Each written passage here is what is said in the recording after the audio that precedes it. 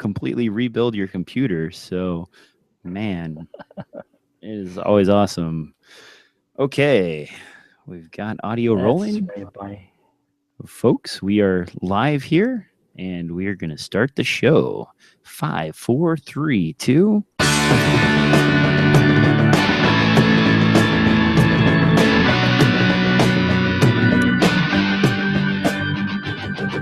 Hello, and welcome back to another exciting episode of DSLR Film NOOB Podcast, where my fader doesn't work quite the way I think it should. But on that note, Mitch from Planet 5D joins me today. What have you been up to, Mitch? Hey, DJ, it's great to be back. It's been quite a while since we've had a little show going. Lots of things are going on, but I mean, we tried to do a show a couple of weeks ago after NAB, and somebody had some machine problems. Yeah, so for those of you not keeping track here, this has been my fault. As I move and still am hotel bound, I have a full desktop PC next to me, and that desktop PC, of course, chose to lose every single USB port. So that is amazing. Now we are sort of working again, replaced the complete motherboard and upgraded the computer, and Mitch can actually see me okay. So that's good. And we can hear each other, so we're on the right track. Amen. Mitch, what about you, man? What exciting news have you for us today? What exciting news have I got? Well, I am standing right now. I think we've talked about standing desks before.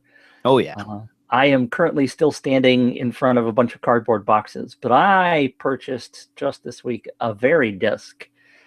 So I will be doing a blog post about it, but I will be getting that on Monday, and it will be elevating my computer, and I can also then just turn around and sit down. So I'm really excited about that. And that sounds like some assembly required. Do you have someone to help you put that thing together? Actually, this comes with 0 assembly required. You just take it out of the box. Now it's 65 pounds. Holy crap. So I'm really curious on how well that's going to work. I'll make sure I don't have any hernias. I'll get my weight belt out and strap myself down. I don't know. I'm kidding. But it does come pre-assembled, which is kind of cool. The other part of the problem, though, for me, and I don't have a way of showing you this right now, but I have a corner desk. And in the back of the desk is a riser. So it's about a foot, half a foot, it's a little riser. Take that whole assembly off in order to put this new standing disc, Very Disc thing on the desk. So that's going to be this weekend's project. Not to mention cleaning it. Oh, desk cleaning is always you. Well, yeah, you should know. You just moved. You had to clean the whole house. Oh, man. And now I have this really small desk here that is basically just a table that I scavenged from downstairs at the hotel. And it is completely covered in junk right now. And if you can see this, there is no room for anything. It is horrible. On that note, time for the news. Time for the news. Time for the news. First up on my list here is actually some of the new Adobe CC releases. These were announced at NAB this year, and now they're starting to trickle out.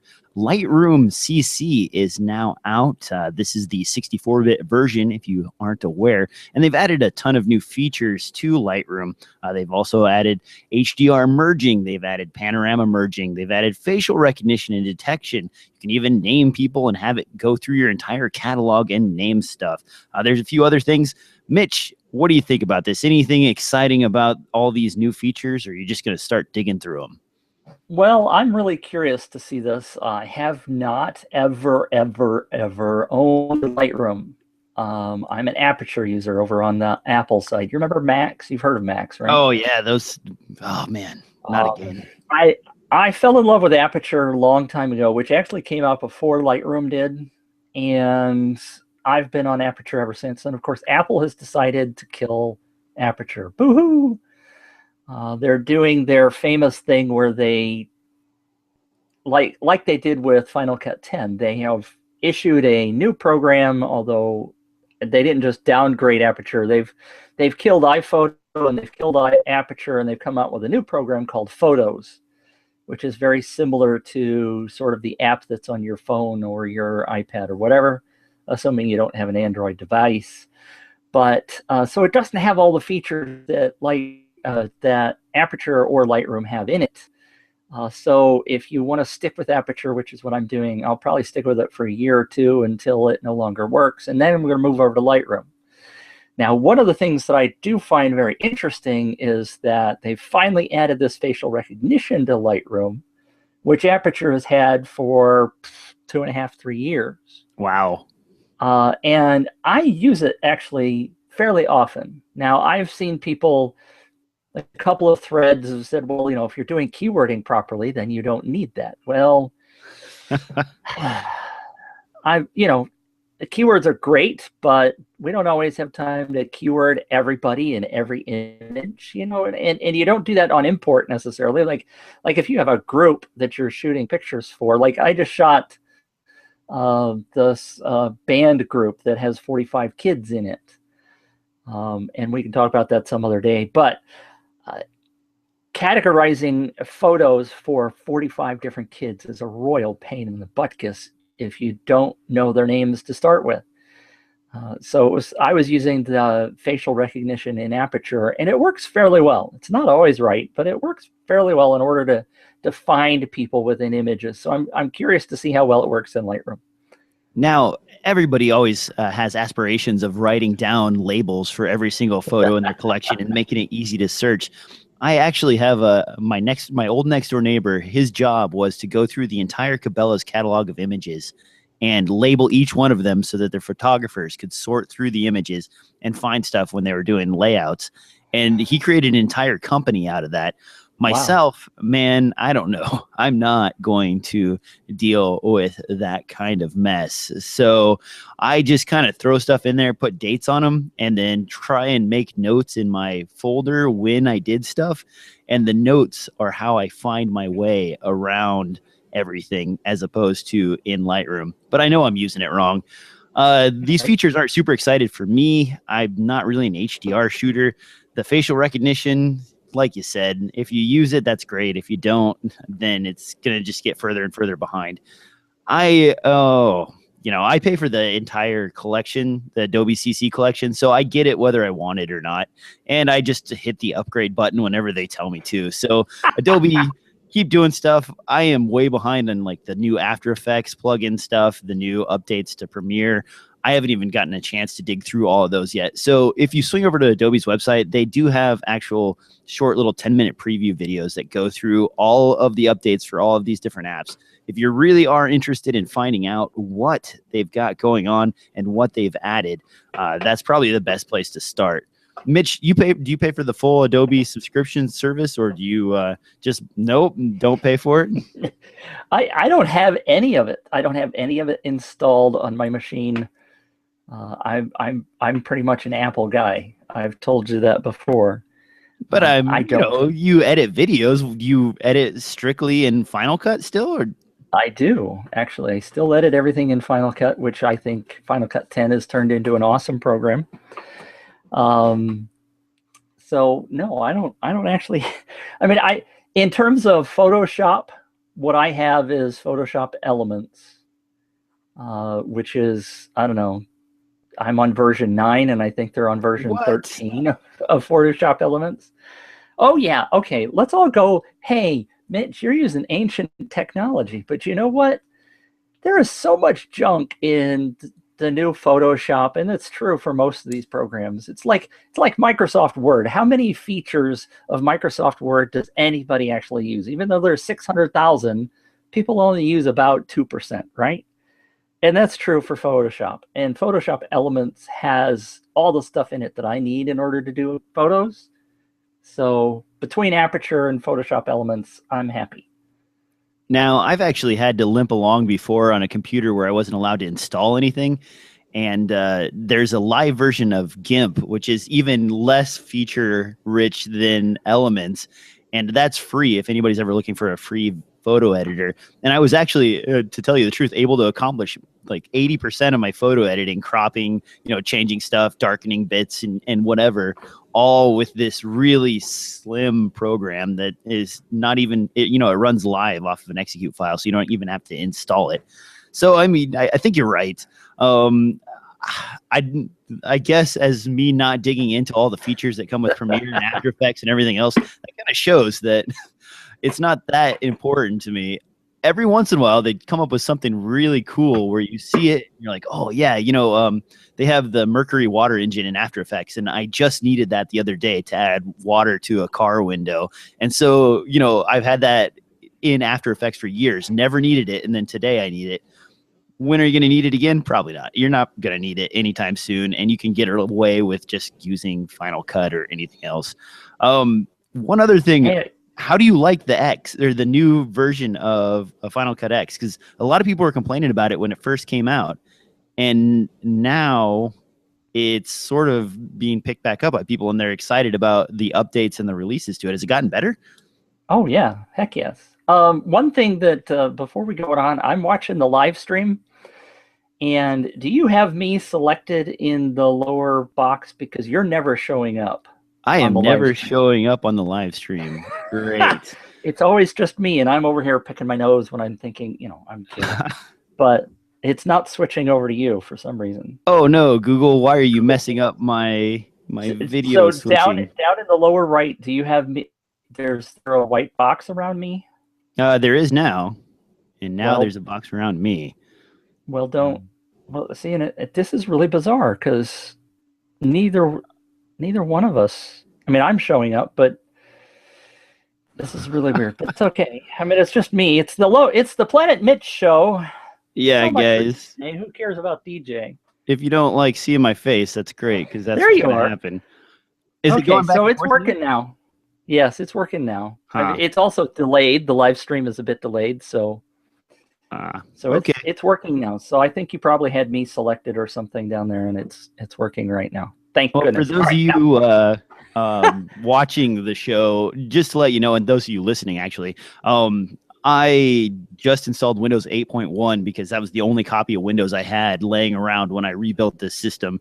So all of the presets and stuff that I had set up for everything are gone, and you don't realize how much you rely on all of the stuff that's input into your browser and everything else until you wipe it clean. And then you're like, what was that website I went to? And normally you'd start typing it in and autocomplete, but now it doesn't. And I have to go find all of my bookmarks and everything else again. It sucks. That is so true. And that's one of the reasons why I really sort of like my Macs. Because when you migrate to a new system, you can do the migrate function and it brings all that stuff over for you. And I'm sure Windows has something like that these days too, but I haven't touched Windows in 7-8 years. I don't know. It's been a while. Well, for me, Windows 8.1, I wasn't going to make the move, but aren't they on Windows 12 now? No, Windows 10 preview is coming out. I've actually been using some of that. Well, I was using it before I got into this hotel here, and they're doing really good stuff with Windows 10. If you guys are on a copy of Windows 7 or Windows 8.1, it's supposed to be a free upgrade to Windows 10, and they've brought back a lot of the features that make it sort of exciting. Going on from there, what do you think of the new Final Cut X we were on release? Final Cut. Yeah. A lot of people I know may not admit it, but they're using Final Cut 10. Final Cut 10 is quick. It's very simple user interface. It got a lot of bashing early on because of things that were left out. And of course, the magnetic timeline, a lot of people don't like that. I happen to really love it because I don't have to deal with a bunch of time slices that are missing. If you want to put in time slices, you can put them in there to fill in some gaps and stuff. So, the initial shock wore off, and a lot of people, I think, are really coming back to it. It's stable. It has, especially the multicam works brilliantly. I used it for the slideshow thing that I was doing for these kids. I actually used a program called Photo Magico to generate the slideshow because it was easier than doing a slideshow in Final Cut 10, but it doesn't do the sound and the music and everything else the way I wanted it to. So I brought the slides over to Final Cut 10 and I did them all in there, and it works, for me, it works great. Now, again, you got to remember that I don't have a traditional NLE nonlinear editor interface background. So I came from iMovie, so moving into Final Cut 10 was just very simple for me to do. So that's where my background has been since day one, and so moving forwards with Final Cut 10 has just been perfect for what I've needed. That sounds great. I'm going to not try that, but I honestly I did use Final Cut for a while. When I was in college and in high school, that was the thing that everybody used. Final Cut was all over the place, and that was back when they were still on a Premiere, the early like where they still had the horse as the logo for Adobe, I believe, and the editing suite was awful. Adobe's original releases were pretty weak, but after they went to Pro 1 and now we're clear up to 6, those got really good. Before that, it was junk. Oh, moving on down the line here, Mitch, this is actually something that we were talking about pre-show. This Capcom adapter, or Kippen, I believe Kippen. I'm going to go with Kippen adapter. It's a Let's go with that because I don't know either. EF adapter, and this is supposed to provide high-speed focusing and autofocus. And they're talking a price range of what, $389 for this. You have one, and you were just showing it to me. What do you think of it? Can you tell me more about it? Let's back up. There are two different devices sort of here, and if you look at the show notes, Kippen has one that you put in the show notes that retails for $285. Yes, and that's the Micro Four Thirds to EF adapter. Correct. Now, the one that Aperture has, that they actually announced it at NAB, not this year but last year. And really? It took a year to get it out. Yes. And I actually have a prototype. See, here's my little box. It says prototype on it. I don't know if you can see that. They sent it to me just before NAB. And the thing that I really like about this, so it's an adapter, and here's the adapter. I gotta switch back to my view so I can see myself, so I make sure I'm showing it properly. So this is the adapter, which is very much like the one that I saw in the Kippen in the show notes. Okay. Right? And this particular one, and their goal here is to not do Micro Four Thirds, but this is an EF mount to Micro Four Thirds, right? Okay. So this is taking your Canon EF lenses and allowing them to go onto a Micro Four Thirds mount. So that's the back side of this. Now this is a smart adapter in that it has all the electronics in it. So it can do focusing like the one that you're talking about. It does not have the glass in it like the Metabone speed boosters do. So there would be a piece of glass in here in the speed booster. But the other thing that comes with the DEC, with the Aperture, is this hand controller. And it has a wheel on the back that you can switch with the Aperture. And it has a thumb thing on the front for changing focus. And it has a little LCD there that shows you what the status is. And so you can do hands off, or at least hands on this turbo controller, and you can do all of your focusing wirelessly. So there are no wires attached to this. You see both pieces are there's no wires there. It's magic, right? So you can put your EF lenses on there, put it on your Micro Four Thirds camera, and they also have a version that will have a Sony E-mount.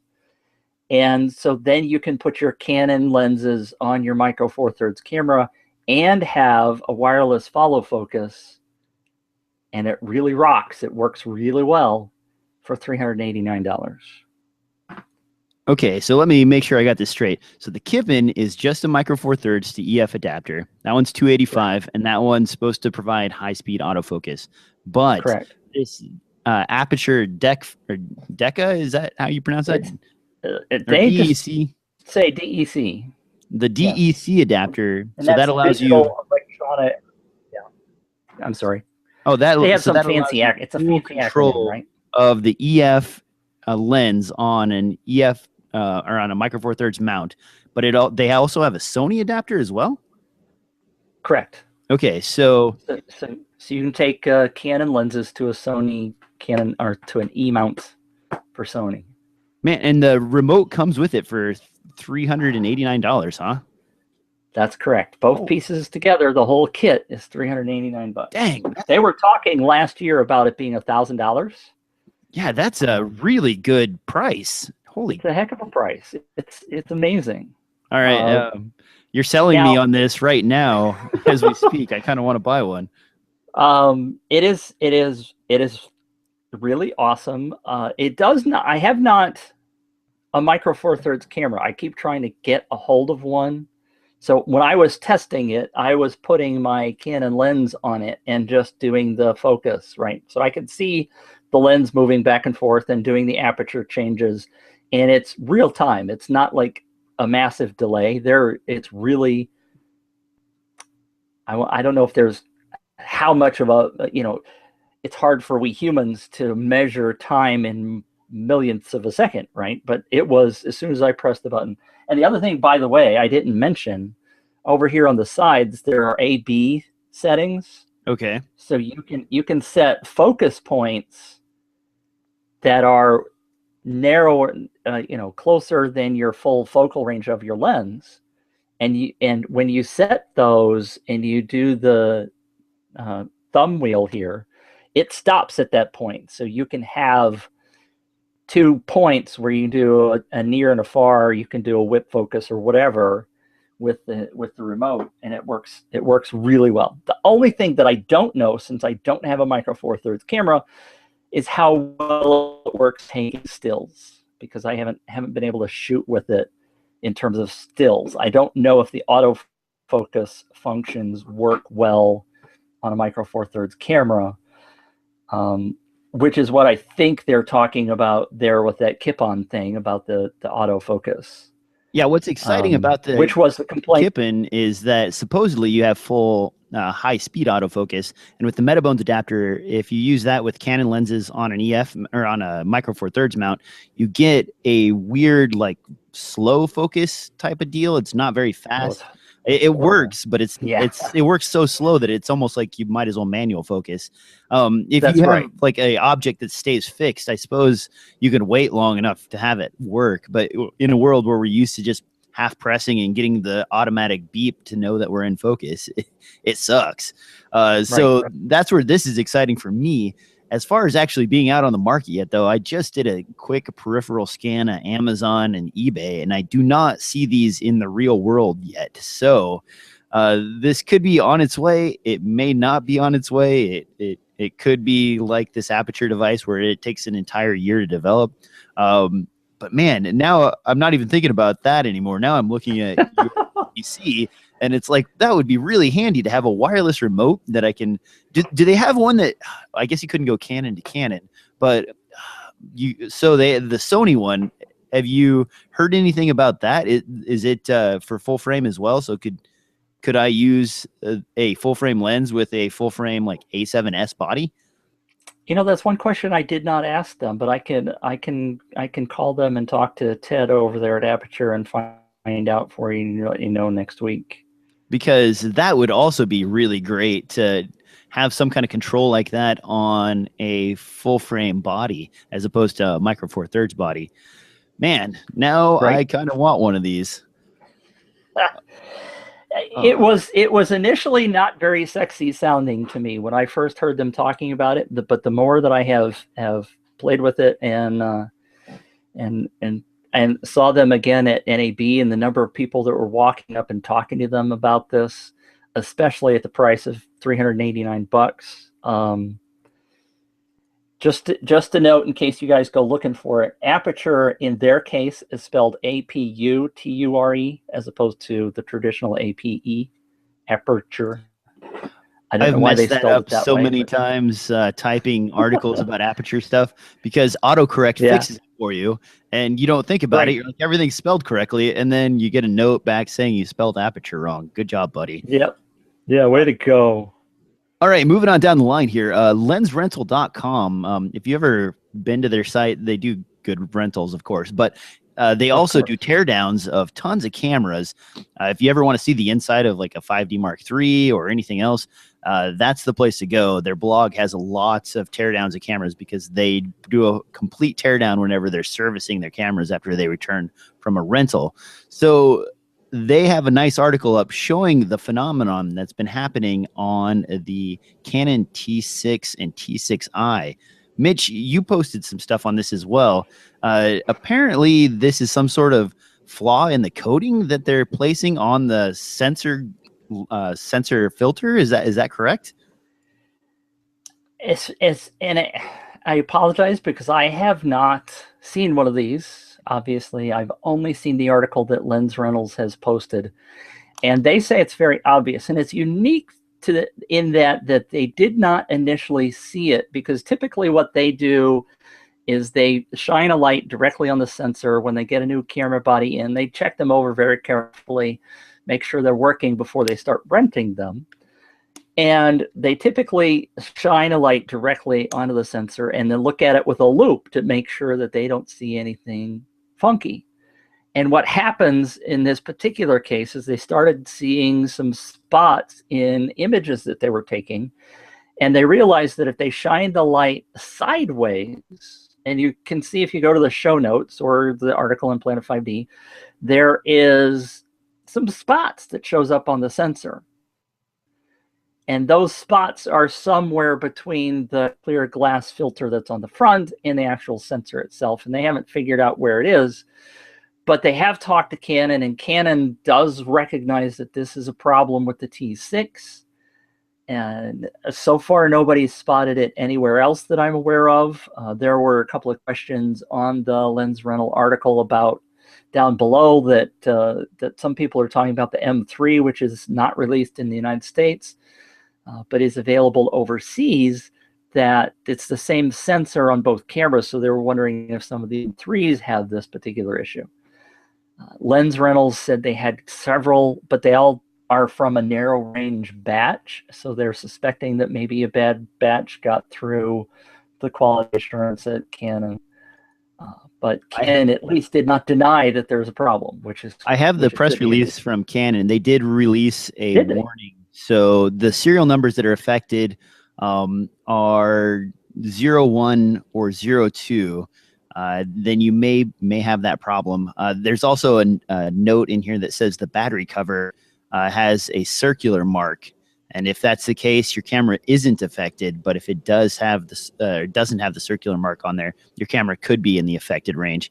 So make sure you check out the serial number on your camera. Maybe call Canon support and find out if you're having any kind of issues with that. But they did acknowledge that there's a problem with that particular batch. So that sucks for a brand new camera. You go buy one right out of the chute, and all of a sudden you have some weird stuff going on. What? I'm stumped by that. If the battery cover contains a circular marking, the camera is not affected by the phenomenon. Yeah, that was straight from their press release. So apparently... So that means they've started testing, right? Yeah, and exactly. So if you get a battery, if you get a T6 and you check the battery cover, then they've checked for the phenomenon. Okay. Yeah. I was like, are they somehow magically knowing which ones? Okay. So from a certain point on, they're checking. I think because the battery plate is so easy to take off and remove, maybe they're marking it, or maybe they just created a new mold for that particular plate, and now those are the ones that have been certified to be good. So no circle is bad, circle is good. That's what we can take from this press release information. Moving on down the line to another interesting item here, and this is a Kickstarter project. It's called LensPak's Lens Cap.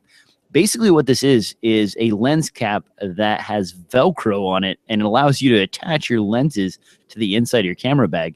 At first, I thought this was ridiculous, honestly. I saw it and I was like, what the heck is this? Why do we need this? What is this for? But then I started thinking about it, and you're like, well, wait a minute. Okay. I always lose lens caps. You know, you're always looking for them at the end of the day. You always end up 1 or 2 short. I even carry 3 extra in every camera bag just because I lose them all the time. And this also gives you sort of control over storage, because your lenses aren't going to flop around if they're in a lens cap and they're Velcroed to the bottom or the side or the top of your bag. So it's actually an extra way to support it. And this is still a Kickstarter. So if I check out the Kickstarter page here, looks like we're talking a price for the early version, $30 for 2 of them. So that's not horrible. Mitch, would you use some wacky thing like this? Well, maybe we should clarify just a bit, because you keep using the phrase lens cap, which tends to me to be the front of the lens. Okay. And what I'm looking at on their Kickstarter page is the back side of the lens, right? Where it mounts to the camera. Yeah, and I'm using their description here, not my own. They say lens caps, quick release throughout the deal, but Mitch is absolutely correct. Lens packs is what they're calling it, a lens pack. Lens packs, innovative lens caps. Oh, does it say caps? Quick camera lens changes. This goes on the back of your lens. It does. Mitch is absolutely right. It replaces the part where it goes to the body. This is not like a pinch cap that we would traditionally call a lens cap. I don't know what you call the back part of that. You have a special name for that, or? I call it the mount. The mount cap. Whatever you guys want to call it, but this is on the back part. So you do screw your lens into it and it Velcros directly to your camera bag. This is still a little wacky, and $30 for two, that's kind of spendy. And I'm looking at the images they have of theirs right now, and they look like they're kind of cheesily 3D printed and not really quite production level yet. So I don't know how they're going to end up creating these. Hopefully they actually will build a mold. But if you look down towards the bottom of the Kickstarter there, you'll see that it's just a kind of hokey 3D printed device. I like the idea though. And if you could do this in an actual mold and make them nice, and you had them for every brand and type of camera out there, might be worth $30. I don't know. It's certainly interesting because I like the way they're showing in their animated GIFs or GIFs, depending upon how you prefer to say that word. Was it lens caps or body caps? Body caps makes more sense. I think body caps is probably right. I'm looking it up now on Amazon, and they're selling body caps, not lens caps. Mitch is absolutely right. So it's not like, I mean, it has to be a specific body cap for a particular lens mount, like an EF mount, but it doesn't have the actual threads like your camera lens would have. So it looks to be just a Velcro thing. So it's secure because it's tight and fitted to that particular mount. So you'd have to have a Nikon mount and different kinds for each kind of lens mount you've got. There's probably Micro Four Thirds and EF, etc. But it's not. So you can put it in there quickly because it doesn't have to. You don't have to look for a red spot or whatever, mount point. You just throw it in there and it goes, and it looks pretty quick. And I like the fact that your lenses won't be flopping around because mine tend to flop around sometimes. But interesting idea. Yeah, there isn't usually a lot of innovation in lens caps. The last cool thing I saw in lens caps was actually, and lens body caps as well. Actually, did you see those? The body caps that had the actual millimeter of each lens on the back of it. So if you were digging through your bag and you're looking for the right prime, and I have this problem all the time, the 24 millimeter f1.4 and the 35 millimeter f1.4 are roughly the same size and shape. And then when you're digging through your camera bag and you just have lenses turned straight up, you can't really tell which one is which. Those caps are pretty handy for finding your way around. Maybe if those were combined somehow with a pinch cap, that might be also a nice way to go. Looks like Mitch is digging through his bag right now, trying to find something. I think he may have one of these caps in his collection. Well, I do, and it's not here in my bag, darn it. And wouldn't you know it? Well, when you start looking, you can't find it. I do. I have several things, of course, but here is. Ooh, yeah, those look nice. I was meaning to pick one of those or pick a set of those up, but I just haven't gotten around to it yet.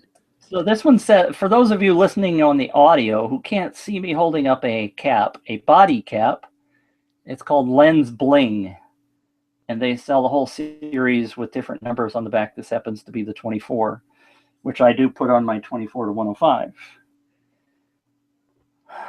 And they probably have a full range of labeled lens body caps that allow you to pick one for each of the lenses.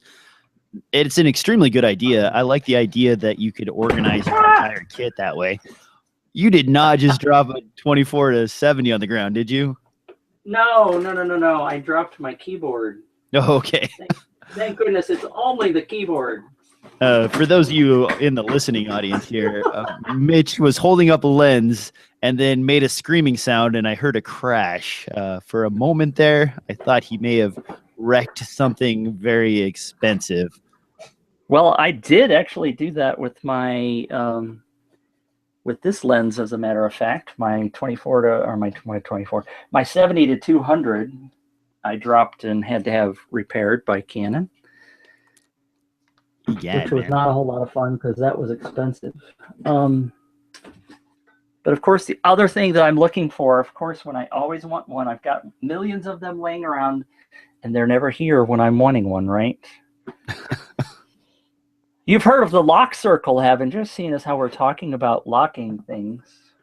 I have seen some of Lock Circle's products. They've got that HDMI locking port system, and they've got a couple of other machined adapters and sort of rig attachments.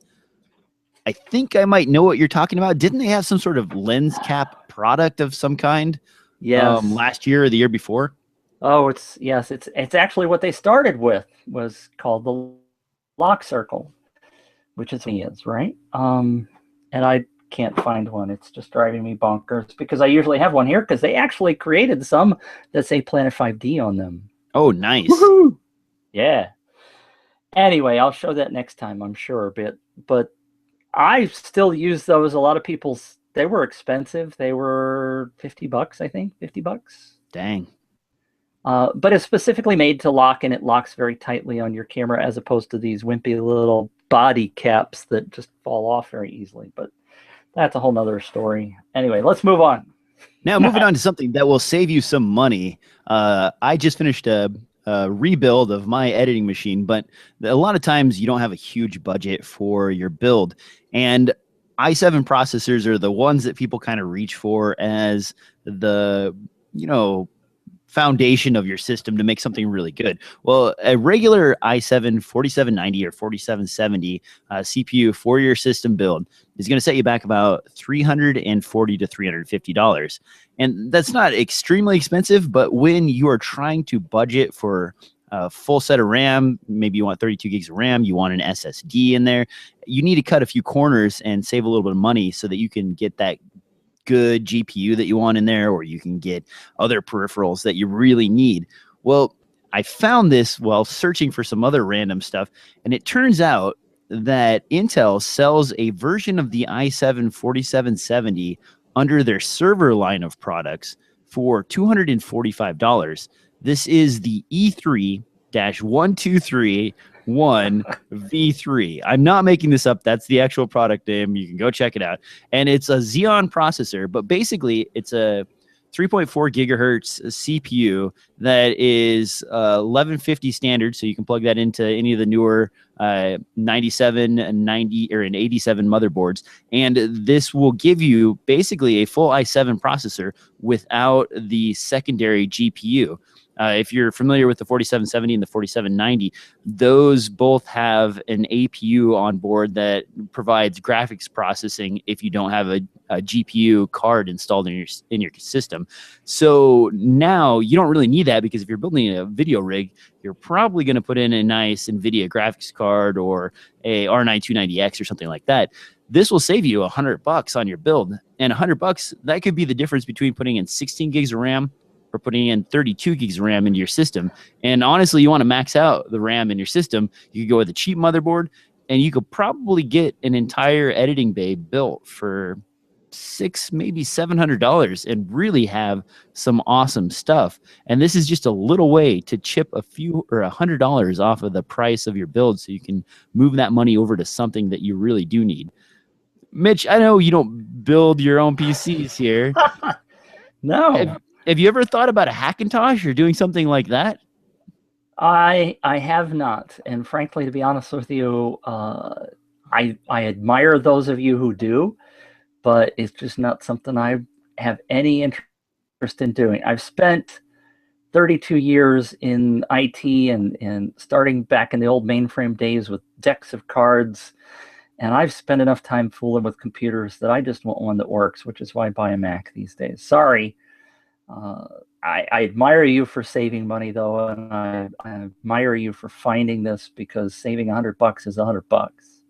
Now, one of the comments in the YouTube channel here is that you can't overclock it, and that is true. You can overclock the 4770K and the 4790K. So if you are in the market for overclocking, you're not going to get any of that out of this Xeon E3 processor. But a lot of people aren't brave enough to overclock their system.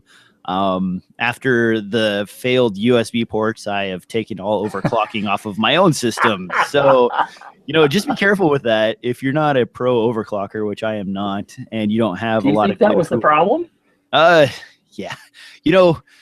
I fancy myself as a computer builder and pro, but then when I screw up something and it takes me 3 weeks to find the problem, I definitely put myself back in my place. I may have busted my own computer by overclocking. I do not know. Sometimes when you're overclocking, you have a bunch of settings in your motherboard BIOS that you're going through, and you're like, let's crank this up as high as it'll go and see what happens. And you get better performance, but then sometimes you get blue screen of death. Does Mac have an equivalent to the blue screen of death? Oh, yeah, sure. Yeah, it's gray. Does it give you like a little sad face? It tells you like, things have gone sideways, or it just goes gray? Yeah, there's all sorts of blue letters, or they're blue or black or whatever, but it's Unix underneath. So Unix crashes, you're in trouble. Well, anyway, if you're looking for that processor, again, that's the E3-1231 version 3 Xeon processor. So go check that out. And so let me ask you this question, Mr. I'm going to build it all myself and save a ton of money. Do you think you saved a bunch of money by overclocking? And honestly, then having to rebuild everything? And I don't know, I'm teasing you. It's fun. I'm sure it's a lot of fun. Building the system is very satisfying, and it does actually save quite a bit of money. I have a pretty substantial machine next to me here. It's got a Titan X graphics card in it. It's got 4790 CPU, 32 gigs of RAM. It's got several SSDs in it, and it is a pretty killer machine. And I think altogether, I'm in about $2,000, and those are specs that would make even a $4,000 Mac cry just a little bit. So in that regard, you do save. For the motherboard, I was able to take mine out. It's still under warranty, so I sent it back to Gigabyte. They're going to send me a new one, RMA. But in the meantime, I was out of motherboard, so I went and bought another one. So that does add $240 to my build. So I'm still ahead of you as far as money savings goes, but as far as hassle goes, how much is your time really worth? Yeah. And I would say, if you are a working professional, having your system down like that is a pain in the posterior. Now, speaking of working professionals, and frustrating. Yes. We've got a cool little deal, and I haven't actually messed with any of these yet, but I just saw it this morning. It's called Light Meter, and it's by David Quills. You can find this on the Android App Store and the Google Play Store. And this is a full-fledged light meter. It turns your Android phone into a full-fledged light meter for about $2.50. They have an equivalent for iOS apps. It's not made by the same person, but do you think people still need to have a light meter with them? And if so, was their phone an adequate replacement for a traditional light meter? I don't have an answer for the last part of that question, because I've not been a traditional light meter kind of guy. I will tell you that people like Shane Hurlbut and others I've spoken with who are big-time professionals do often pull out a light meter to check exactly how much light is hitting their subject. So it all depends on what you've been brought up with. Now, I kind of sort of would say that to some degree it's pixel peeping. Maybe that's not the right phrase, but sometimes we get a little anal about how our exposure is and checking it on meters and all this other stuff to make sure it's absolutely perfect. Whereas other people just trust what the light meter inside their camera says and go with it. And then maybe they tweak it in Photoshop or Premiere or whatever editing tool later. So I don't know. It all depends upon what your background is, I think. Most of what I've heard, I have not tested one, but I think they work pretty well on your phones for $2. Why not? Give it a try. One of the things I find handy to still use a light meter for is actually checking overexposure on faces and things like that. When you're in a shoot and you've got a bunch of light and people all over the place, sometimes you're looking at maybe not the best monitor, or you're looking at just the back of your camera, and it looks good when you're looking at it before you start filming. But then in post, you find out that you blew out part of someone's face. And how do you get that back? Well, you don't. Once you've done that, you're just SOL, and you have to kind of work with what you have. So if you just run over there really quick with a light meter and put it on their face, you can check, and then you can adjust your lights accordingly. And it's a good practice to get into if you don't do it right now. As far as getting away with it, well, honestly, most cameras do have light meters built in. Are they the most accurate? Well, that's probably not the case, but you can trust that and hope that you got everything right, or you can go the extra mile. And for $2.50, that's not a bad deal. Right. I'm actually going to probably download this weekend and start messing around with it and see how well it works. And I will report back on that. I do have a traditional light meter somewhere in my collection, but it's packed away right now. So I don't think I'll be seeing that anytime soon. Well, I do think it's important to note that we photographers, and I kind of put myself more in a photographer basis than a filmmaker basis. We tend to trust the fact that we shoot raw images these days, and raw gives you so much more flexibility that if you overexpose or underexpose, you can tend to pull things out. Whereas if you're shooting video with the DSLR or whatever, you're pretty much shooting a JPEG, which is a little bit harder to pull highs and lows out of. So I think a light mirror is definitely probably even smarter thing for filmmakers than it is necessarily for photographers. As a kind of lazy man, I've avoided most of the hacking of the Canon cameras and shooting raw on them, because I don't want to deal with all of the post-production efforts that are required in order to get that workflow together. But it is extremely attractive, especially if you're shooting on like a red camera where you have red code, and they have that really easy, basically the same as working in Photoshop, and you can sit and drag your levels around and move everything around. And you know what? If you're shooting a window and you're shooting an interior at the same time, with enough tweaking, you can usually get the window to match the inside, and you don't have to go out and hang anything in front of the window or do any extra work. And that makes it extremely nice. So in the future, when raw workflow gets better, maybe I won't use a light meter as much, but I still carry one around with me on a regular basis. So having this app in your pocket is probably just an extra protection. $2.50, can't really argue with that price tag.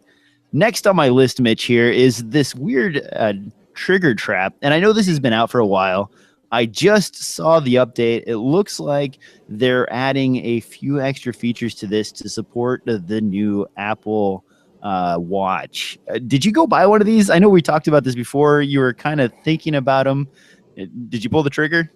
The Apple Watch, I have not pulled the trigger. In fact, I was in the Apple store the other day with my daughter, and I touched an Apple Watch and then walked away from it because we were looking at laptops.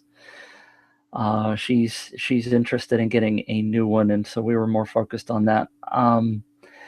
The trigger trap is an interesting device. I have not made the time to spend a whole lot of time looking at it. I know that a lot of people are using them now, and the fact that you can trigger it from your Pebble Watch or your Apple Watch is kind of interesting. I don't know. I mean, it's not like we're going to be Dick Tracy or anything running around and taking secret photos with our watch now, are we? Well, there's a couple of times where something like this comes in handy. For example, myself, if I have to talk into the camera and I'm the only one there, I don't have anything, controlling it. I don't use this particular device. I actually use an IR blaster, but I can actually start and stop video recording with my IR blaster and pull focus with my IR blaster before I start filming. So one press takes a picture, focuses on you. The next press starts the recording button, and you can record video by yourself without having a camera operator there. That's pretty handy. If video controls for this are available, that would make it extremely handy. But from what I understand, it looks like it's mostly just for photos. And in that case, how many times, like you said, are you going to need to remotely trigger your camera? If you have a camera trap set up, say you're shooting wildlife or something like that, generally you're going to have a wired trigger buried and coming over to your tent with some sort of remote viewing option so that you can trigger your shots there. You're not just going to blindly operate your camera from a distance, are you? No. Well, it all depends on what you're doing, of course. I remember we posted an article a long time ago in a land far, far away where a particular photographer was shooting the space shuttle launches, and he was able to put his camera very close where he couldn't have his body as close as the camera was because of the launch, you know. So he was using an iPad to trigger his camera long distance. Interestingly enough, along that same line, we haven't really talked about it, and I did not spend a whole lot of time looking at it at NAB, but the guys over at Manfrotto have this thing called the Digital Director. Did you see anything about this? I know you've been busy. That was the focusing system, right? With the it has a laser detector for distance and changes the focus. Is that the system? You're thinking of Red Rock in their new Halo system. Tell me more about this then. The Digital Director is a Manfrotto, the guys that make tripods and monopods and all sorts of different stabilization kind of things.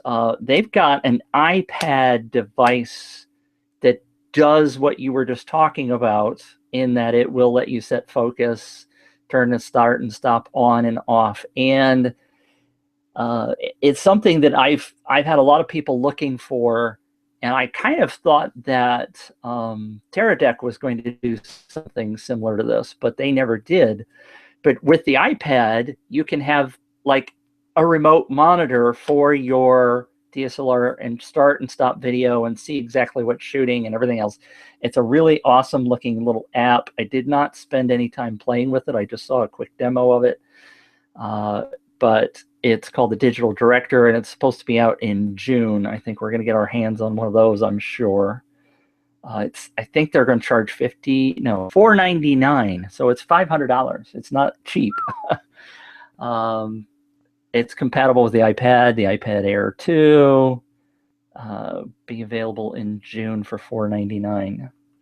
But now I know we're kind of talking about coming out products, but if you want to do one of these yourself, it's really, everybody has a smartphone these days, and everybody has basically that power in their pocket. You can go, and there's an article on DSLRFilmNoob.com you can go check out that shows you how to hack a TipLink router, and the TipLink routers are $30. You plug it into your camera and you apply the patch to the device, and for $30, it will beam the video from your Canon camera back to your cell phone and give you full view and control options. This is a $30 device. The hack takes about 15 minutes to perform, and it's self-powered. You wirelessly hook your camera or your phone up to it, and then that's it. And you're good for probably 50 feet or 60 feet. And that gives you access to not only your start and stop recording and your focus points, but it also gives you full control for your ISO and everything else. So if you want to change settings on the camera or whatever, you have all the control of that. And for stills, you can actually download the photos back to your phone. So if you're taking JPEG, you can just bring them right back to your phone. If you're taking raw photos, you might want to take RAW plus JPEG, simply because there aren't a lot of good RAW processing apps available for cell phones right now. I haven't tested out Lightroom yet. That's on my list of things to do. What?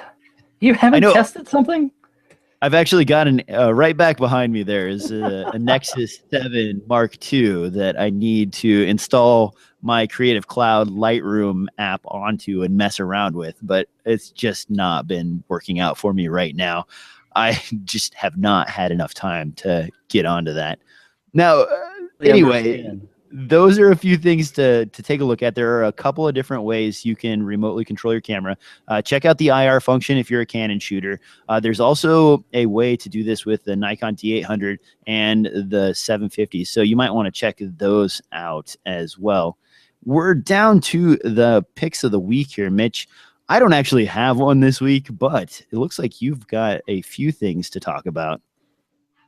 Well, let's just pick one. We're already at We're right at 55 minutes, so I think we're the and I'm over here looking up your IR remote article, so oh man, I'm making sure I take a note of that one because I hadn't seen that before, and I'm interested in that, of course.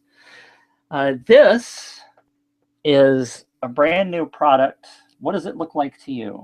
That looks like a bunch of really tiny LED lights glued to some sort of very skinny piece of paper. And it is very thin. You can see that. There is a cord back here in the back. And it does this. So I'm for those of you listening, I'm holding up a 1 foot by 1 foot, I think it's a foot, panel called the Flex Daylight or Flex Light. Oh, did that finally come out? From Westcott, yes. I have one in my hot little hands. I have not even unboxed it yet, other than I took it out. Here's the box, the Flex Light. Holy crap, those things are sexy, man.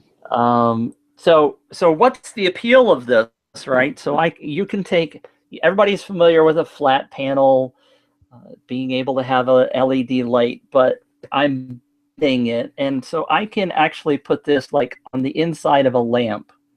So if you have practicals that you want to be shooting, but you don't want to have to necessarily go find 6,000 watt light bulbs or whatever, you can put these flex lights wherever you want to and use them however you want to. It comes with a scrim, it comes with a frame, it comes with a power source, and it's looking pretty cool. I just have not had a chance yet to turn it on and play with it, but it came just the other day. I'm pretty excited about this one. It's called the Flex Light from Westcott. Is there any way to adjust the white balance on that guy? I don't think so, because it says 5600K. I chose either tungsten or daylight when they asked me which one I wanted, so I chose daylight because those are the kind of bulbs I typically use, are daylight bulbs. So I don't believe it's adjustable. And what's the price on that guy? $500. $500. Yeah, those are pretty nice. And it's bright. I saw them at NAB, and they are dang bright. I can't turn it on yet because I haven't unplugged everything yet, but it's pretty much blinding. Wow. Crank it all the way up. It's very bright. Yeah, it's really, I saw some previews for those, I think last year, because didn't that all get started with like a Kickstarter campaign, and then it rolled into a really big actual product that came out? They're having the ability to just drape light over whatever you want, shove it into any shape. That is so attractive for filmmakers and for photographers. I mean, imagine if you wanted to do like a picture of somebody with their groceries in front of them, for example, and you had a bunch of bags sitting there and you put some light, folded up some lights and stuck them in there and had those lights glow. You could have a beautiful, like, glowing table in front of these people, and you have lights in places that would normally require you to drill holes, glue things down, and mount stuff. And you don't have to do any of that. You just run a tiny little cable in and you're good to go. Yep. And they come in bigger. I mean, they do 2x2, and I think they were doing 4x4 too, as if you want really large ones. So they're pretty sexy little devices. Now, one last thing before we wrap up the show here, and I just wanted to point this out for a few people, especially YouTubers. There is a scam going around right now. People are sending out emails that say they're from YouTube, that you've gathered enough viewers or what have you to earn a free consultation from YouTube so that they can help you grow your channel. They have you click on a link, you fill out some information, and then they take over your account. So if you get one of those, please make sure that you do not click on them. They are a bad thing. So keep that in mind if you see one of those show up in your inbox. Mitch, do you have anything else to add before we close up the shop? It sounds like I've got a barking dog behind me now. Bark, bark, bark. It's not me.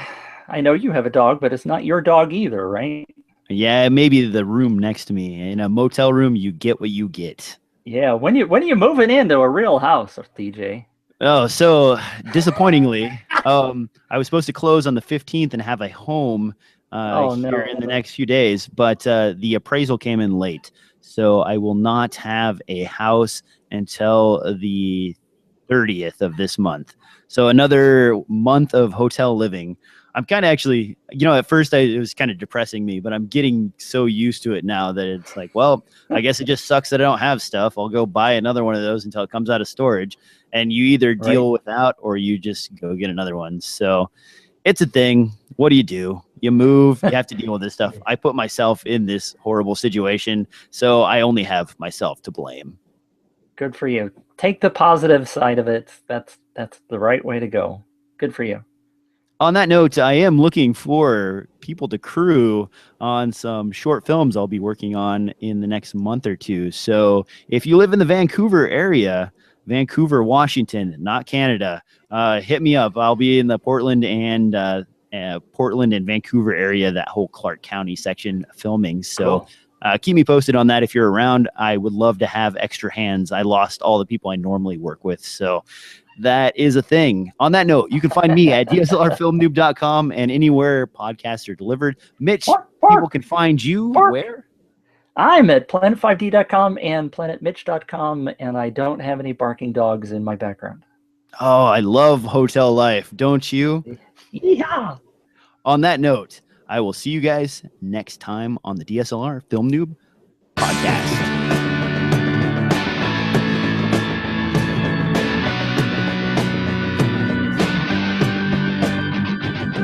I sat cross-legged so long that I don't think I'll be able to stand for about 15 minutes. My leg is completely numb. Is it really? I've noticed you shifting several times.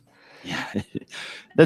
You think it's comfortable to sit cross-legged, but it never really is as comfortable as you think it should be. That's why you should be standing. You should have a standing desk, and then eventually you ought to have a treadmill underneath it, and you ought to work your ass off while you work. Once I have a house, Mitch, I think I might take you up on that standing offer. For now, installing an entire standing desk in a hotel room might be a little bit on the ridiculous side. Yeah, it might be a little crazy. Now, for those of you still watching here, one extra note is that there are actually people in some of these motel rooms that are moving in furniture and beds and everything else. I do not know how long they stay here, but it's amazing to me that they would move that much stuff into a hotel room. I actually saw a moving van unpacking household goods, chairs, a new bed, a desk, a bunch of other stuff into their hotel room. And I don't know. I didn't know people lived like that. So apparently I'm missing out on a whole different section of society where you live full time in a hotel room. I don't know. I don't know if I would want to, but maybe it's cheaper than renting or buying a house. Well, and that's actually why we're stuck in the hotel is it's, I think, $1,500 a month to live in the hotel, or $1,600 a month plus deposits and fees, and a minimum 6-month lease to go lease a place until we move into the house. So do you throw all that away, or do you suffer through a hotel life and work on 2 moves instead of 1? So on that note, guys, I'm going to end the live broadcast now, because when I start talking about that, it just makes me sad.